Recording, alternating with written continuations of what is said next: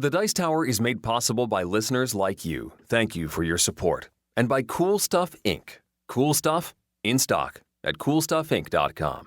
The Dice Tower, episode 512. Spiel des Jahres 2017. Welcome to The Dice Tower, a podcast about board games and card games, and especially the people who play them. On today's show, Tom and I discuss some of our recent plays, including Tom finally getting to talk about Eric Lang's upcoming Godfather game. And then we spend some time discussing the Spiel des Jahres nominees and take a stab at predicting the winners. I'm Eric Summerer, and here's your host, the Judge Judy of board gaming, Tom Vassell. Does this make I make capricious decisions? Sure. Yeah. Well, see, I was thinking, that there's a jury for the Spiel des Jahres, and so then I was thinking courtrooms, and I was like, well, who's the most famous judge? And it's Judy. But she doesn't have a jury. Well, so maybe there are some holes in the logic. Maybe. Fair enough. Okay, folks. Well, welcome to our episode of The Dice Tower. I'm Tom Vassell. Hi there. I'm Eric Summerer.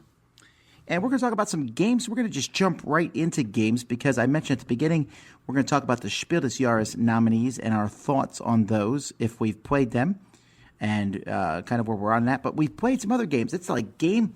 I'm so happy this time of year, Eric, because I get to go look at all the games on my review shelves, and there's so many ones there that look really good. Makes you happy to look at the pile as opposed to, oh man, I guess we're getting to these now.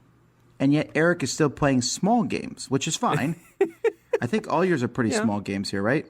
The first one, I guess you could consider it a small game. Let's start with Unearth, which is an upcoming game. I think pre-orders are happening right now for this. But they were demoing this at Origins. And the graphic design is pretty neat. It's sort of a crystalline, very bold colors art style. I liked it.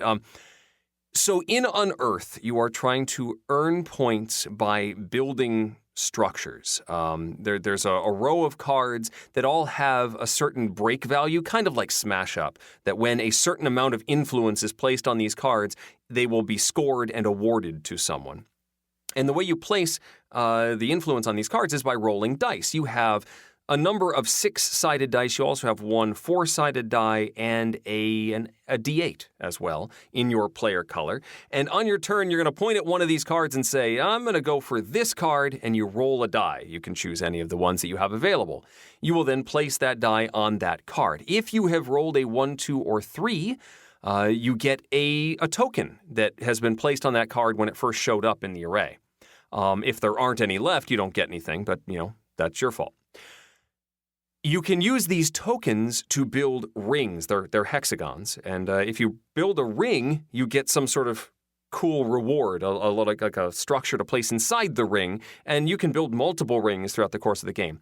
But if you've rolled high, you now have more influence. You still have influence if you rolled a 1, 2, or 3. But this die remains on this card until that threshold has been reached. And then whoever has the strongest face on their die will win that card. If there's a tie, the D8 will beat the D6s, and then somebody gets the card, and the others get sort of a consolation prize, a rule-breaking card that they can use later to manipulate stuff, manipulate dice and take extra actions and stuff like that. I like conceptually that if you roll high, you get good influence. If you roll low, you're going to get these tokens. And so you've got these sort of two paths to earn points. It's still a die game, though. There's still a lot of luck. I heard that butt coming from a mile away. So my frustration came when I was really trying to beat someone to something. So if I was trying to build a ring, and you can always get points for just simply building six tiles in a ring on these. But if you manage to do them in specific groups, like 2 of one color, 2 of another color, and 2 of a third color, then if you're the first one to do that, you get to build a special structure, which may be worth more points or give you special abilities. If you're later to that party, then you just get a generic point tile. And if I'm trying to beat someone to do that, I see they're building the same type of ring that I am, and I want these things, and if I don't roll low, there's not a whole lot I can do about that issue. Yes, I now have more influence. I get the consolation prize, but I can't race effectively unless I've lost a number of battles and now I have cards that let me do manipulation actions. I found it a little frustrating, but I think that's the nature of playing with a die game. It's certainly interesting in its mechanisms and trying to mitigate that luck a little bit. I like what it's doing. I don't know if this is a run out and buy title for me, though, but I sure do like the art design of Unearth. I have to say, I'm looking at the art design here, and it does look really good. Yeah. There's also a set collection aspect in the collection of these cards. If you're winning the cards and you get many in one color, there's a lot of points to be earned there as well. All right, well, I'd like to talk about, finally, Godfather, Corleone's Empire. Well, I played this game over a year ago. And they just haven't been allowed to talk about it. Right. Well, I mean, but it's not like a game that, there's games that I know about, but I can't talk about, and it's no big deal because no one else knows about them either. But they've announced this game. There's pictures of the game, but we were under this thing don't talk about it. And that ended yesterday. So, hooray, we can Hooray! A week ago. But The Godfather, Corleone's Empire is from Eric Lang, and it's an area control game designed by Eric Lang, and that's specific because it's just mean. So in it, the Godfather is, running the city, but you are another one of his rival families trying to get into his good graces.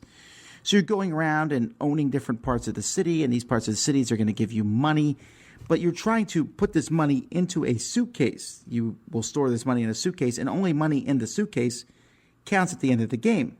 Of course, if you keep the money outside the suitcase, you can use it for other things. So I find it fascinating because you have to take actions and things to get this money into the suitcase, and at the same time you're trying to do different you're killing off your opponent's gangsters that you get them back, but just there's this level of very high gangster mobster type related actions going on over the course of this game. I really like it. It's in the same category as Blood Rage and Rising Sun. I don't think it's as good as either of those two games. But the miniatures are really great. It has a good, strong theme behind it. For people who've watched The Godfather, I'm sure. I keep coming back to it and keep thinking about it. You have this hand limit of cards that you have. It's a very limit, that you can keep from turn to turn. So you got to figure out how to get the cards that you want and then somehow get these cards into your suitcase by taking the right actions. And at the same time, controlling different sections of New York City, fighting back and forth. Really, really cool game. I think a lot of people are going to like this one. There's a lot of board games out there with the word Godfather on. This is easily the best one of them. That's Godfather, Corleone's Empire from Simon Games. So I had the pleasure of playing Stroop at Origins. Is it waffles? It's not Stroop waffles. Oh, man, if I was playing a game with Stroop waffles, somebody needs to design a game about Stroop waffles and put them in the box with the game. Automatic 10 out of 10. Anyway, no, this is not about waffles. Stroop refers to an effect. The Stroop effect is when you are faced with a word or a phrase that is printed in a way that is counter to the meaning of the word or phrase. So in Stroop, you've got a whole deck of words that are often descriptive words that are printed in ways that are not connected to that word. So, for example, you've got the word blue that is printed in yellow text. Also, these cards or these words can be printed uppercase or lowercase. They can be printed in a hollow or solid font, and then there's their color, and also the number of letters in that word. And your object, you're given a bunch of cards, and you're trying to get rid of these cards. And in order to play a card, in round one, you need to play a card that matches the description, the word itself. So if the word is blue, you need to play a blue card. If the word is hollow, you need to play a hollow a word that is printed in hollow text, which is difficult enough. But then they do a round two where whoever finishes first doesn't get any new cards, and everybody else gets a new set of 15 cards. So they're already sort of playing at a disadvantage. And then you have to play a card that is one of the descriptors of the word that's on the table. So if it's, like I just said, the word blue that is written in yellow text and is hollow text, so I could play the word hollow from my hand because it's a hollow texted word. You can see how difficult this is. This game broke my head. And I don't like it when I'm, faced with a decision and don't know how to proceed. And this is a timed game. You're fighting against other players, and I'm just staring at my cards. And my brain just told me, nope, we're done here. And for a little while, I just was staring at my cards. Somebody, I don't know who it was, came up behind me and went, play the first one. And finally things clicked back into gear, and I felt like I was getting it. This is a challenge. I didn't dislike it. It is certainly... You can't just say I liked it. I did like it. No, I did like it. So I was being very negative there. I want to be sure. I want to be clear that was not because this is a bad game. This is a tough game, but an interesting one, and it's one that you are sort of supposed to make those mistakes. Where somebody goes, oh, this is the card. And everybody goes, no, stop, take that back. You didn't know. You got mixed up there. Oh, okay. 3, 2, 1, go. And you start again. But certainly the players who have internalized that logic are going to do far better in this game. It's fun, but it's brain melty. It's Stroop, Stroop from Grand Gamers Guild. Yeah, I've been looking at this game. I like the idea of it. I've always liked the little puzzles where they're like, read all these words in the color they're written, not in the word. I've seen those things on the internet before, so yeah, this kind of appeals to me. I should note that there is an additional set of cards that once you've gotten good at what I just described, there is now backwards written text, just to add an extra dimension to the whole thing. It's ridiculous. You thought you had a brain before. So now let's talk about Arena of the Gods.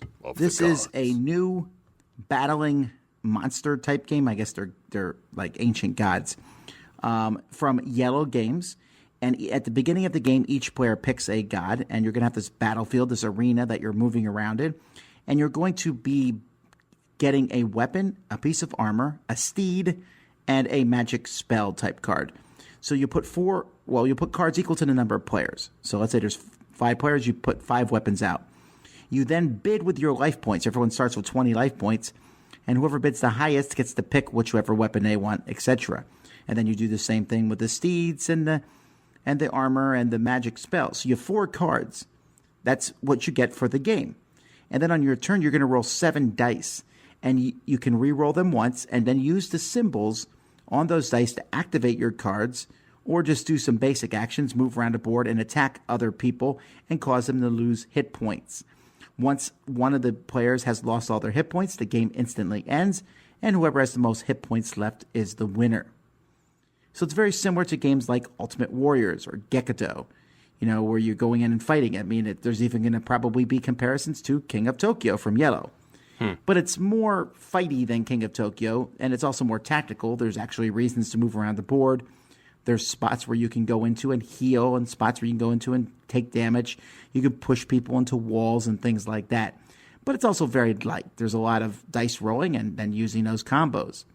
My biggest concern about the game is I think the auction at the beginning of the game is a little obtuse for new players. Like, how much am I supposed to bid for a card? Well, I don't know. Because you're actually bidding away your life points. Mm-hmm. You could probably bid enough to get exactly what you want, but then you start the game with very few life points. Right. So I find the whole thing kind of intriguing, and it's fun. I probably like Ultimate Warriors a little bit better, but I still think it's a pretty solid game.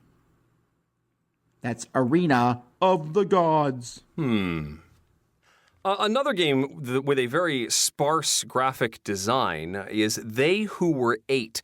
This was originally a Luda Creations game. It's now being brought over by Passport Studios. It's almost very difficult to explain this game. It's designed by Todd Sanders, who wrote a series of short stories about these gods, and now he's made a game about these gods. And you are a bard that is retelling the story of these gods, and that's the theme, but it's really very abstract. You are dealt, at the beginning of the game, 2 of these god tiles. There are 9 of them in the game, so there's always one that's not in there. And you will place one of these on your left, one of these on your right, and your other player, your opponents, will do the same. And now you've created these pairings of gods. And the object of the game is to be in the highest scoring pair of these god tiles, but to be the most humble among them, which means you have the lowest score amongst the highest pair. You do this by getting these cards. You have a hand of 3 of them, and all these cards manipulate infamy and fame amongst these god tiles. They're represented by tokens, light and dark tokens. And you will play a card that may add infamy to a particular guy. And each of these have little symbols that say you can do this to your opponents, you can do this to you can do this to any of the god tiles. And it's sometimes counterintuitive which one is allowed. Like, you're like, this is an awesome card. Oh, wait, I can only play this on somebody else. Or this is a terrific attack card. Oh, I can only play this on myself. It's a little tricky just to get a handle on what the cards do. So anyway, you play a card, and you will then pass a card to your neighbor, and that you will then have received a card. Everybody then draws a card, and all of the discards get shuffled in to the draw pile. So there's a lot more card cycling than you're used to. It's a very small deck of these action cards. And you continue until one of the 2 piles of tokens is gone, and then score. Mechanically, it was fascinating, but I'm sort of turned off by the theme not quite connecting with whatever this theme is. Also, as I mentioned, those cards are a little hard to use. I found this very difficult to work my way through. I don't know if I enjoyed it because it's so limiting in how you're able to manipulate these tokens, and you can sort of see things happening with, say, a particular pair of gods is running away with it. It's not always easy to figure out what you can do about that fact. The gods have special powers as well, I should note, that you can use. You flip the tile over, and it adds infamy to that god, like an extra negative point. At the end of the game, the fame tokens are worth 2, and the infamy tokens are worth -1, and you total things up and see who wins. It plays quickly. It's like 15, 20 minutes or so. And again, stark art design, certainly a bold decision to publish a game based on a series of short stories that most people probably haven't heard of. But I didn't find it as fun as I was hoping it would be. So, sort of a middling. No, not even a recommendation for They Who Were 8. If it helps to clarify things, I highly dislike it. Highly dislike it. Good. Well, because forget the theme. The theme's not even there. You are just moving things around. And the game almost has too many moving parts for that. It's like, play these cards. Now, get rid of some cards. Now, move this piece over here. And you have these pairings of stuff. And I don't know how else to explain this because it's just a feeling the game gives me. But it almost feels like the game is trying to be pretentious. Like, it feels like one of those games when someone comes over and goes, what are you guys doing? And you're like, you wouldn't understand. And you're like, I still don't understand. I played it. But what do you do? Oh, we're creating pairs of gods, and they are trying to do this. But it looks like you're just moving white and black discs around. We're weaving a tale, sir. Weaving a tale. Yeah. This was when I first saw it, I was really excited. Like, the box looks really cool. Yeah. And then when I heard about the pairing of gods, I thought that's interesting, right? You know, you want to have the highest pair and be the lower one in that pair. But every card does the same things, basically. Moves this over here, change this to that. Well, some give you 2 infamy and 1 glory. I understand. I know, but I'm just saying. Some only give you 1. It's not interesting at all. All right, what's my next game here? Let's hope it gets better. Oh, Eric wants to talk about this one, I'm sure, and that's Paradox. Woohoo! Now, Paradox is made from split-second games, the people who have Eric on payroll. I like their stuff. The reason I say they're people in Eric on payroll because I think Eric is the only fan of Quicksilver in the world. No, I know one other guy. Okay, that's fine. They made a blimp racing game, which I did not really enjoy that much. But So for much some fun. reason, It has a cardboard mustache. Eric didn't just like it. He loved it. Cardboard mustache. Well, their next game, Paradox, is a game where they mix this alien theming with basically a Bejeweled type game. So you're going to have a grid in front of you of different colors of these different circles. I forget what the theming of these things even are. They're just time circuit jewels in front of you, and you need to make a row of 4 or 5 of them. When you make a row of 4 or 5 of the same color, and you do this by switching, they are each a color and have symbol, and you can switch ones that are the same symbol. And you can switch in your own grid, or you can switch with 3 that are in the middle of the table. So you can switch these around. If you make a group of 4, you get like a disc of that color. And if you make a row of 5, you get 2 discs of that color. And you will use these discs to win cards. At the beginning of each round, you're going to draft some cards that you're trying to win. And these cards go in the present, the future, the past, whatever. That basically means you have that many turns to get this card, or else it goes away forever. And then you get these cards, and you're trying to get a set of 4 cards. And because that's a lot of points, 3 cards is points, 1, 2, 3, 4 cards are points. If you have a set of all 4 of the same type, you'll get a lot of points. Meanwhile, there's this thing in the middle that's spinning around and landing on planets and blowing them up, and you have to try to fix the planets, because if a planet is blown up that's the same type of one of your sets of cards, you will get no points for that.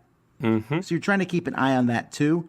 The artwork is intriguing because each set of planet cards is done by a different artist. So the artwork is very different in how it looks. Oh, yeah. And each planet has its own distinct feel to some degree. So I like it. It's not great. It's just a good, solid game where you're mixing, I don't mind these games where you try to get 4 or 5 in a row. Sometimes luck just hoses you because I need red and I draw from the bag to put more discs in my area, and there's just no red ones there. Right. I think you would probably like this one better than me. And I think I do. I like this one a lot. Well, I like it. Don't get me wrong. I don't dislike it.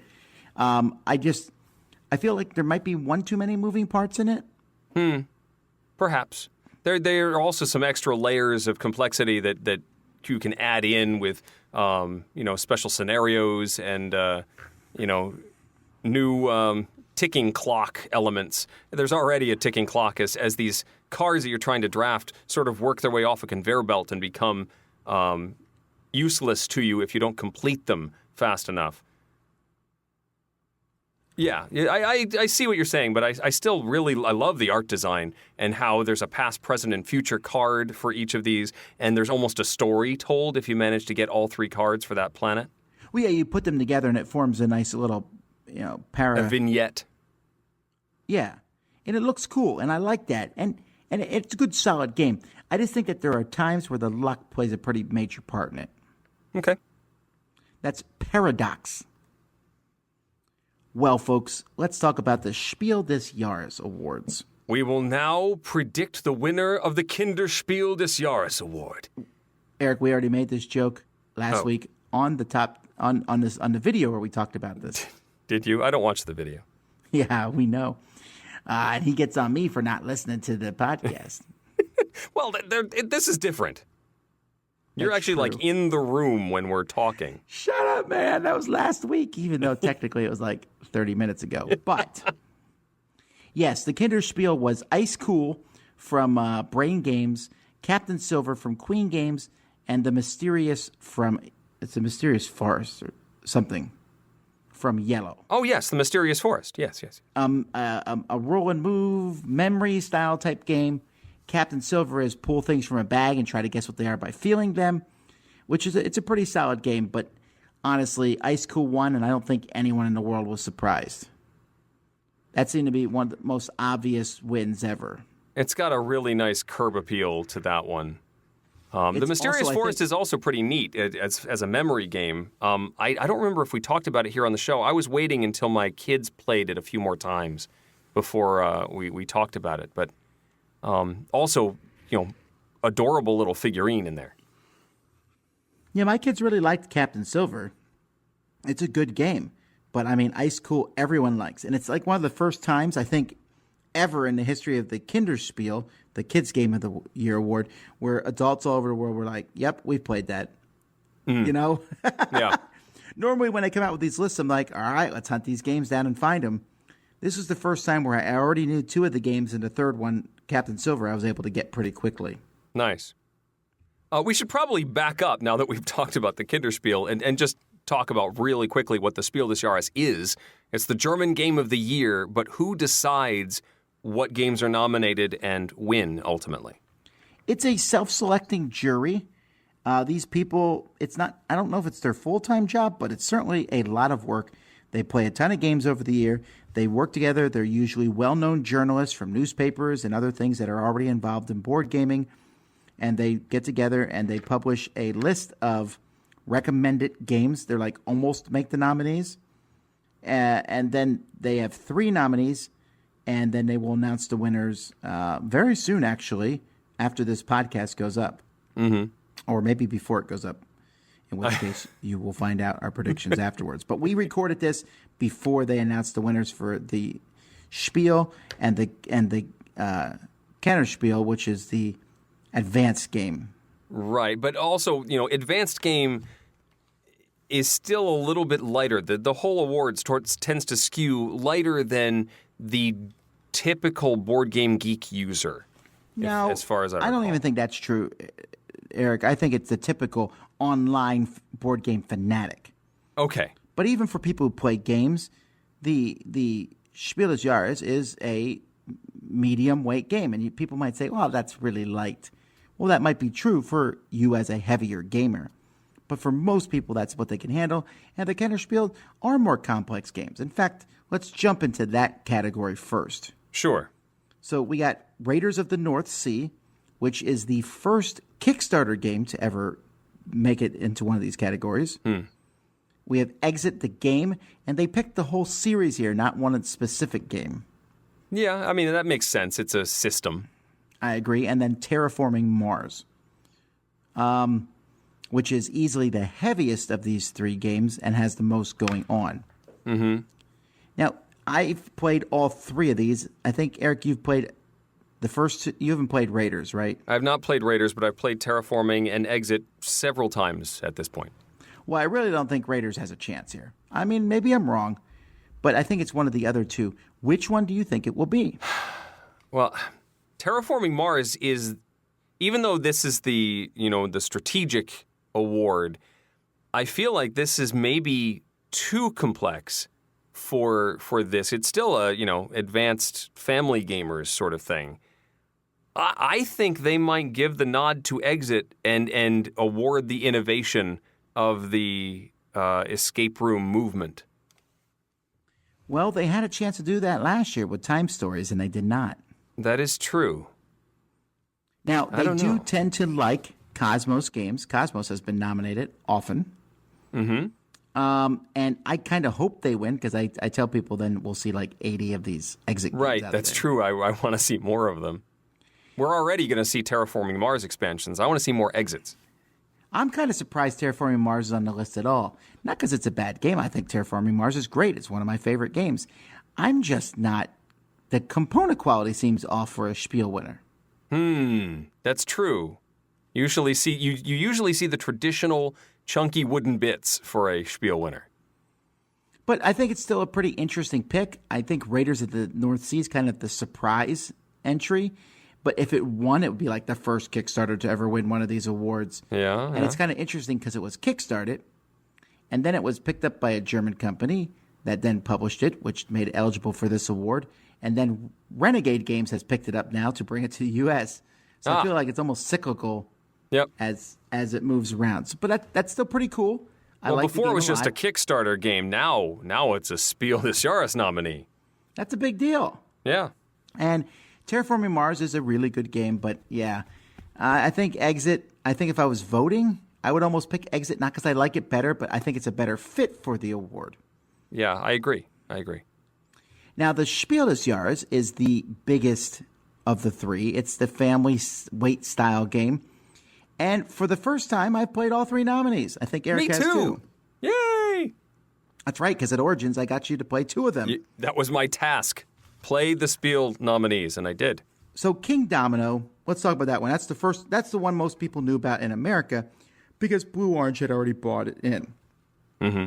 This is easily the simplest of the nominees. In fact, it's one of the simplest games in this category in a while, I think. It's a domino-style game where each turn you will draft a domino, stick it into a grid, and you're trying to form areas in your grid, and you'll multiply the number of spaces in that grid by the number of buildings in that grid. Very simple game. I'm actually not a huge fan of this game, Eric. I have not been blown away by it. I played it for the first time at Origins. The demo table was very busy, and a lot of copies were flying off the shelves there. I did buy it for my kids. I haven't had a chance to play it with them yet. But I do think it's a good fit for them. And I think we're sort of jumping ahead here, but this is the ultimate question is what level of complexity is the jury going to award? Because if you're talking about playing with young kids, I think this is a success. But I don't find a whole lot of interest in it yet.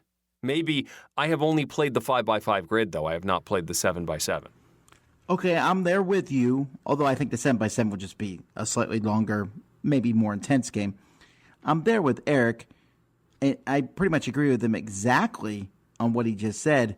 I wouldn't be upset if it won. I wouldn't be like, wah, wah, wah. No. But for me personally, I played it. I was like, oh, that's interesting. And I don't feel like I ever need to play it again. It's kind of like a quick, dirty version of Carcassonne. I can see that, yeah. And if I'm going to play that, I'd rather play Carcassonne.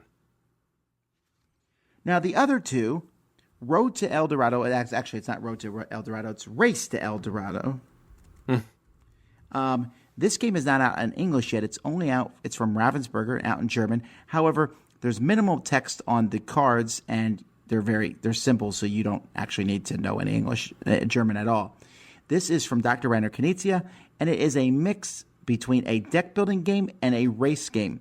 And that is literally, I just described the game to you.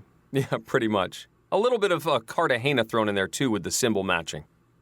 Right. It's a very basic deck-building game. I mean, very basic, and a very basic race game where you're going to buy cards, put these cards in your deck, and then use these cards to move on the board, and you're trying to find the City of Gold.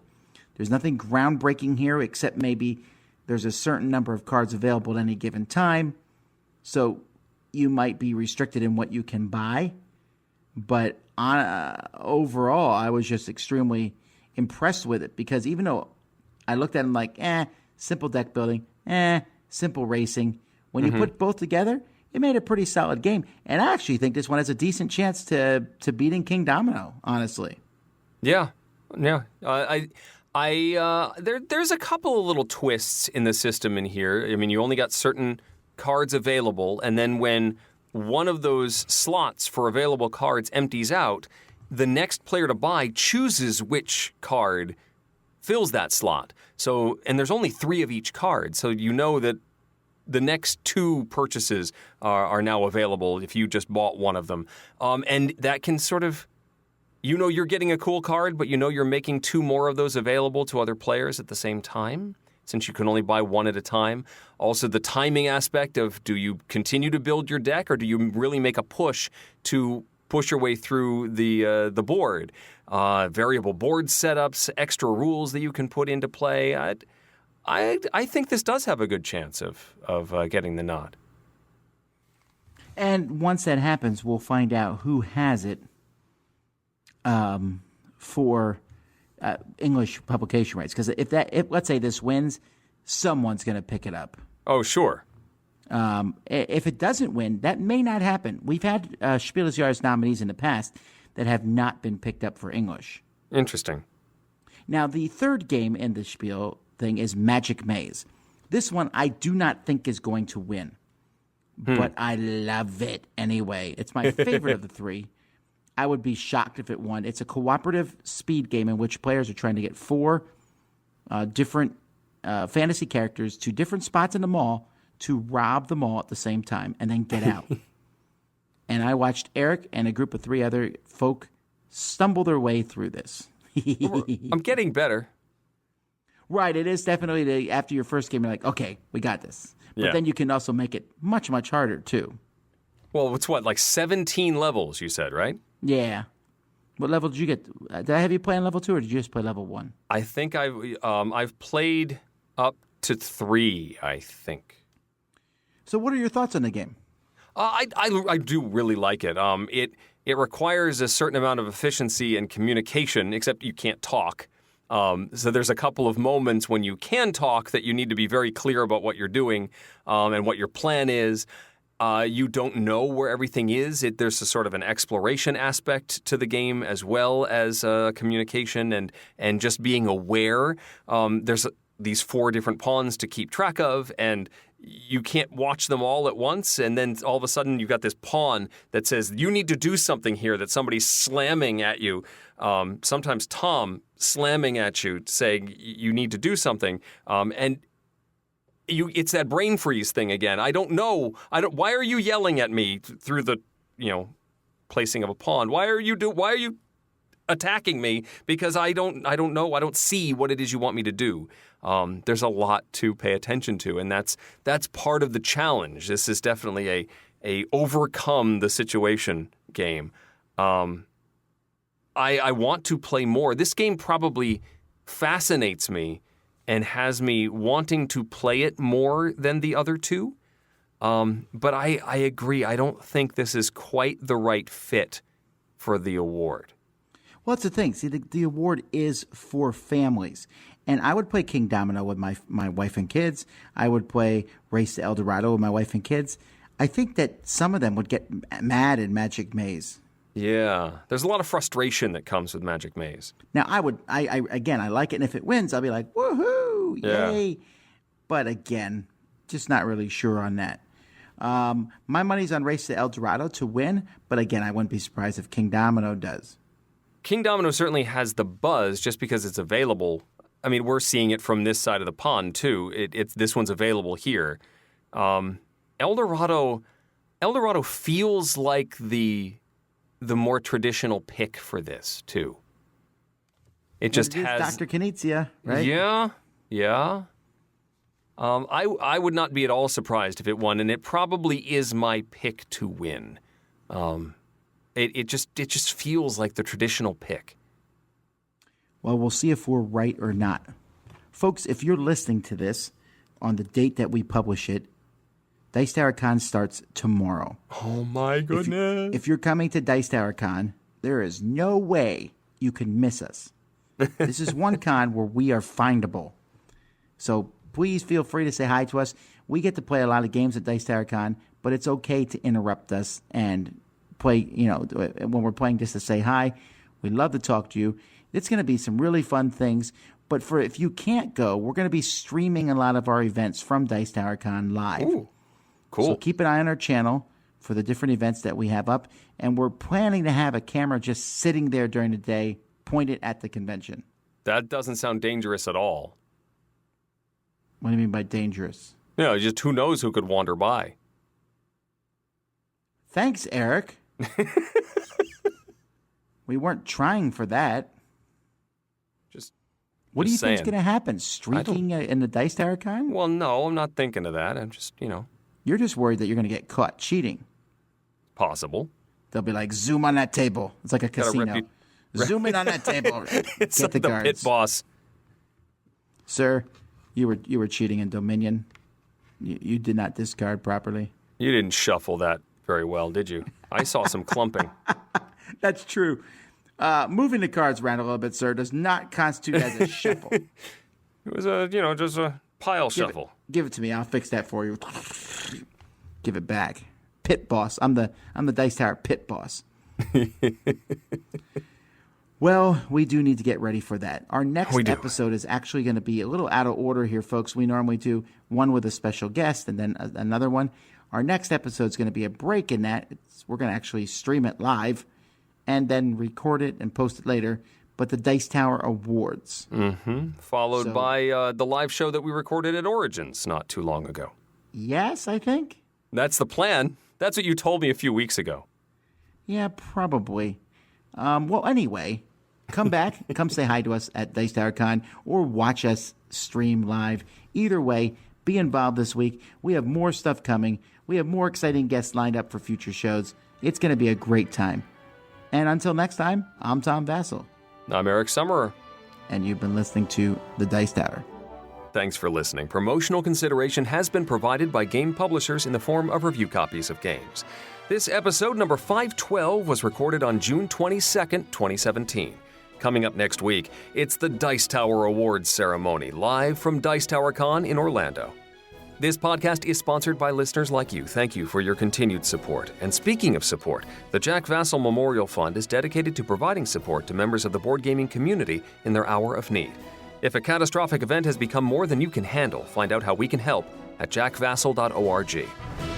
The Dice Tower is produced by Tom and me, with assistance from Itai Perez, Derek Porter, and Rob Searing. Royal Pizza delivery provided by King Domino's. Timothy Pinkham composed our theme, and hosting is provided by Cool Stuff Inc., where you can find great games at great prices at coolstuffinc.com. Let us know what you think of the show by posting to the Dice Tower Guild at BoardGameGeek.com, following the Dice Tower on Twitter, or by emailing us at dicetower@gmail.com. And don't forget to visit the other shows in the Dice Tower Network, including Four Corners of the Board, Boards and Swords, Start Space, On Board Games, the Party Gamecast, featuring a Party Gamecast, Board Games Insider, and Board Game Blitz. Find out more at dicetowernetwork.com. Until next time, from all the gang at the Dice Tower, have fun gaming. So you say it's easy to find us at Dice Tower Con. How long, if you tried, how long do you think you could play hide and seek? If you hid somewhere in the convention space, how long do you think you could remain undetected? If I took my hat off and put a wig on, maybe? Am I allowed to disguise myself? I would love to see that. That would be hilarious. Thank you for sitting here. And they're like, Tom, we all know who you are. We all know who you are. No, just humor him. He thinks he's incognito. This does sound like a bad sitcom plot. All righty. That sounds awesome.